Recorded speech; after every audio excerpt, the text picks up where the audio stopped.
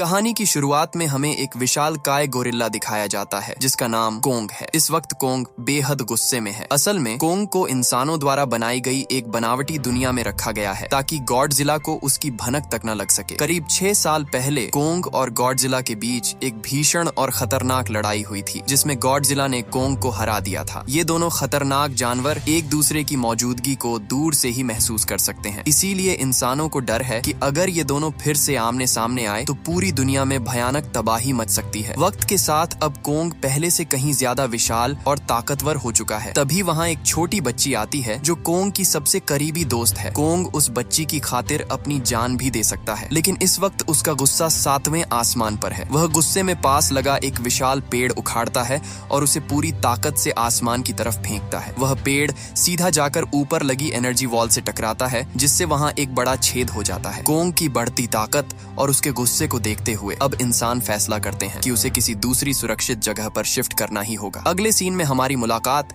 बर्नी नाम के एक शख्स से होती है जो एपेक्स नाम की एक मशहूर टेक कंपनी में काम करता है। यह कंपनी एडवांस रोबोटिक्स और मशीनों के लिए जानी जाती है, लेकिन बर्नी को कंपनी के मेंबर पर पहले से ही शक था। उसे यकीन था कि एपेक्स दुनिया से कुछ बहुत बड़ा और खतरनाक छुपा रही है। सच का पता लगाने के लिए बर्नी कंपनी का सीक्रेट डेटा चोरी करने की कोशिश करता है। वहाँ उसे पता चलता है कि कंपनी एक बेहद गुप्त प्रोजेक्ट को हांगकांग भेजने की तैयारी कर रही है, लेकिन तभी अचानक अलार्म बजने लगता है। यह इस बात का संकेत था कि गॉडजिला शहर के बेहद करीब आ चुका है। तभी हम देखते हैं कि गॉडजिला समुद्र के सीने को चीरते हुए अपने खौफनाक अंदाज में बाहर निकलता है। उसे देखते ही वहां तैनात हेलीकॉप्टर्स उस पर ताबड़तोड़ हमला शुरू कर देते हैं, लेकिन गॉडजिला की ताकत के आगे सब बेकार था। उसके रास्ते में जो भी आया वह पल भर में तहस नहस हो गया। वहां मौजूद लोग यह देखकर दंग रह जाते हैं, क्योंकि गॉडजिला तो हमेशा इंसानों का रक्षक रहा है, तो फिर आज वह बेगुनाहों पर हमला क्यों कर रहा है। तभी गॉडजिला अपना असली रौद्र रूप दिखाता है और अपनी न्यूक्लियर ब्रेथ से पूरी एपेक्स कंपनी को चंद सेकंड्स में राख के ढेर में बदल देता है। रातों रात यह खबर पूरी दुनिया में आग की तरह फैल जाती है।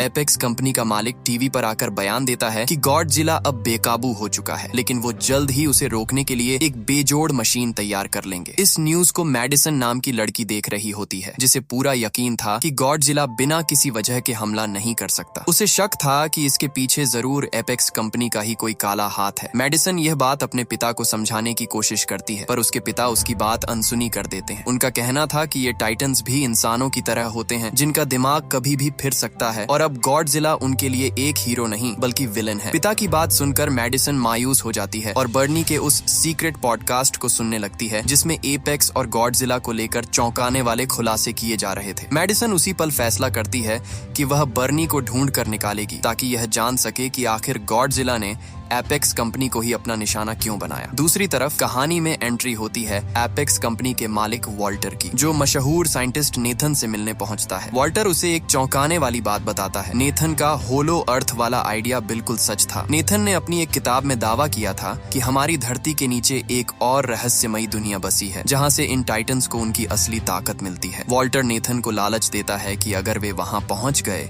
तो उन्हें एक ऐसी असीमित ऊर्जा मिलेगी जिससे गॉडजिला को हमेशा के लिए काबू किया जा सकेगा। नेथन थोड़ा घबराया हुआ था क्योंकि सालों पहले उसके भाई ने वहां जाने की कोशिश की थी, लेकिन वहां की अजीबोगरीब ग्रेविटी की वजह से उसकी जान चली गई थी। वहां का दबाव इतना भयानक है कि इंसान और मशीनें पल भर में कुचल सकती हैं। लेकिन वॉल्टर मुस्कुराते हुए उसे HEAV एंटी ग्रेविटी क्राफ्ट दिखाता है, एक ऐसी मशीन जो उस भारी दबाव को आसानी से झेल सकती है। नेथन कहता है कि होलो अर्थ का रास्ता ढूंढना मुमकिन नहीं है जब तक हमारे पास कोई टाइटन न हो, क्योंकि हर टाइटन के पास अपने घर का रास्ता खोजने की कुदरती शक्ति होती है, इसलिए उन्हें कोंग की मदद लेनी ही होगी। नेथन अपनी पुरानी दोस्त इलीन के पास जाता है जो कोंग की देखभाल करती है। वह उसे समझाता है कि कोंग को इस नकली दुनिया में कैद रखना अब मुमकिन नहीं है। अगर उसे गॉडजिला से बचाना है तो उसे उसके असली घर होलो अर्थ ले जाना ही होगा। इलीन भारी मन से कोंग को ले जाने के लिए तैयार हो जाती है। अगले सीन में कोंग को भारी जंजीरों में जकड़कर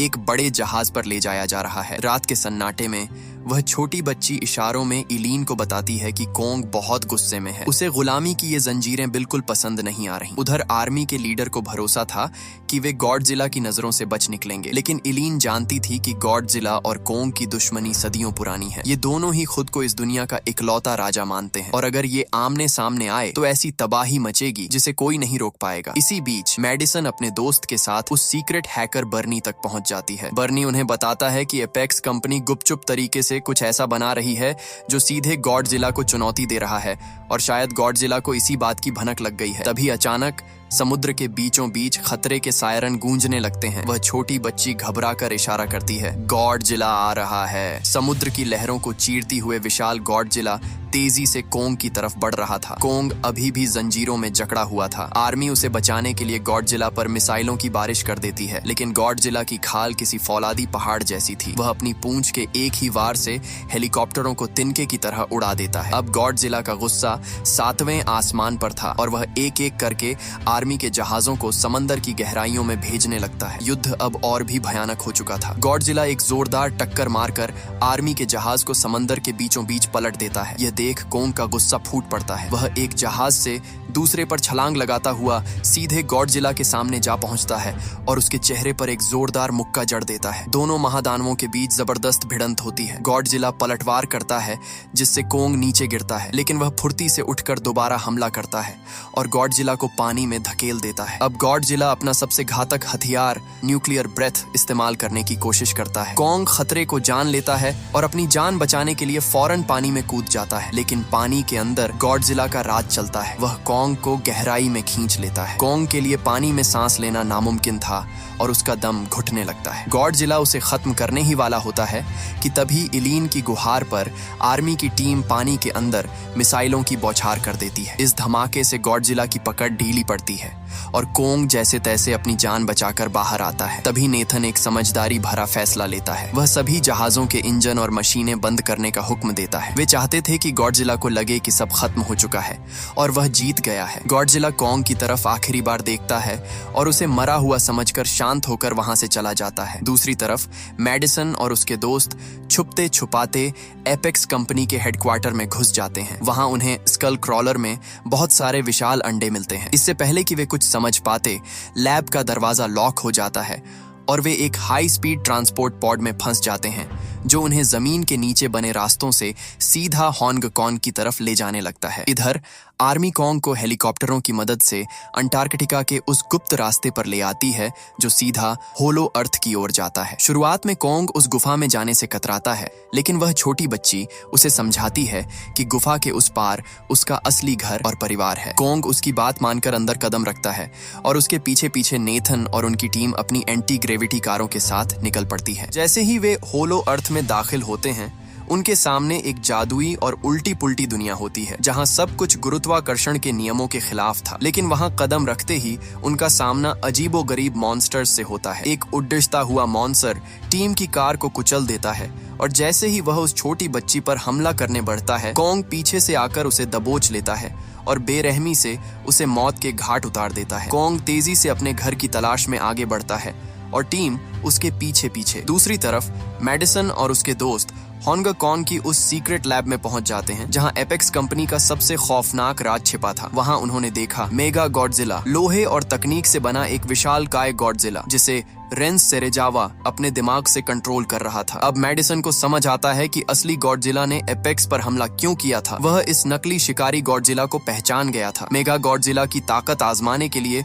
उसके सामने एक स्कल क्रॉलर को छोड़ा जाता है। मेगा गॉडजिला अपनी संहारक लेजर बीम से पल भर में उसके 2 टुकड़े कर देता है। लेकिन एक समस्या थी, इसे पूरी तरह चलाने के लिए एपेक्स के पास पर्याप्त पावर नहीं थी। वह खास एनर्जी सिर्फ होलो अर्थ में ही मिल सकती थी। जैसे ही मेगा गॉडजिला को टेस्ट किया जाता है, असली गॉडजिला को उसकी भनक लग जाती है और वह गुस्से में होंग कॉन्ग की तरफ बढ़ने लगता है। इधर होलो अर्थ में नजारा किसी खूबसूरत सपने जैसा था। वहाँ एक विशाल पहाड़ के अंदर छिपी थी अनंत ऊर्जा। कोंग उस पहाड़ का विशाल दरवाजा खोलता है जहाँ उसे एक प्राचीन कुल्हाड़ी मिलती है। यह कोई मामूली हथियार नहीं था, बल्कि इसे गॉडजिला जैसे टाइटन्स की पीठ के कांटों से बनाया गया था। कोंग किसी राजा की तरह वहां के सिंहासन पर विराजमान हो जाता है। जैसे ही कोंग अपनी कुल्हाड़ी को वहां की जादुई ऊर्जा पर रखता है, वह नीली रोशनी से जगमगा उठती है और पहले से कहीं ज्यादा शक्तिशाली हो जाती है। उधर होंग कोंग पहुंच चुके गॉडजिला को जमीन के नीचे हलचल महसूस होती है। वह अपनी एटॉमिक ब्रेथ सीधे जमीन पर मारता है, जो धरती के सीने को चीरती हुई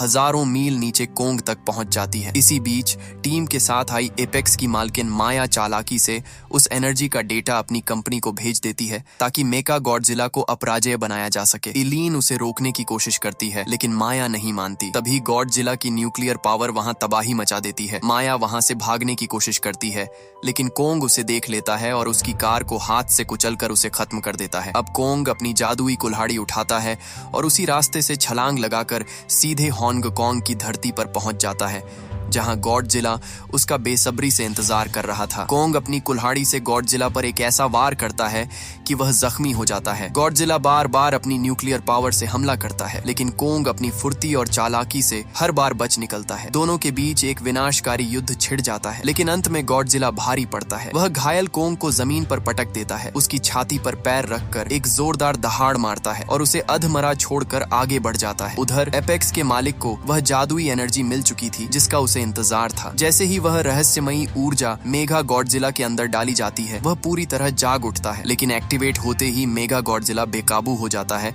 और सिस्टम को अपने कब्जे में ले लेता है। वह सबसे पहले अपने बनाने वाले यानी कंपनी के मालिक वॉल्टर को ही मार डालता है और पूरी लैब को तहस नहस करते हुए बाहर निकल आता है। असली गॉडजिला जब इस लोहे के शैतान को देखता है तो वह उसे खत्म करने के लिए उसकी तरफ दौड़ता है। दोनों के बीच एक विनाशकारी युद्ध शुरू होता है, लेकिन मेगा गॉडजिला की एडवांस मिसाइलों और लेजर बीम के आगे असली गॉडजिला पस्त होने लगता है। वह उसे इतनी बेरहमी से मारता है कि कुछ ही पलों में गॉडजिला जमीन पर गिर जाता है। दूसरी तरफ कोंग की हालत बहुत नाजुक थी। वह अपनी आखिरी सांसें गिन रहा था। जब वह छोटी बच्ची कोंग के सीने पर हाथ रखती है तो उसे महसूस होता है कि कोंग की धड़कनें धीरे धीरे रुक रही हैं। तभी नेथन को एक तरकीब सूझती है। कोंग को बचाने के लिए उसके दिल को एक जबरदस्त इलेक्ट्रिक शॉक देना होगा। वह अपनी एंटी ग्रेविटी कार को कोंग की छाती पर ले जाकर एक बड़ा धमाका करता है। इस पावरफुल शॉक से कोंग की धड़कनें वापस लौट आती हैं। वह बच्ची कोंग को समझाती है कि गॉडजिला अब दुश्मन नहीं बल्कि उसे कोंग की मदद की जरूरत है। कोंग अपनी पूरी ताकत समेटकर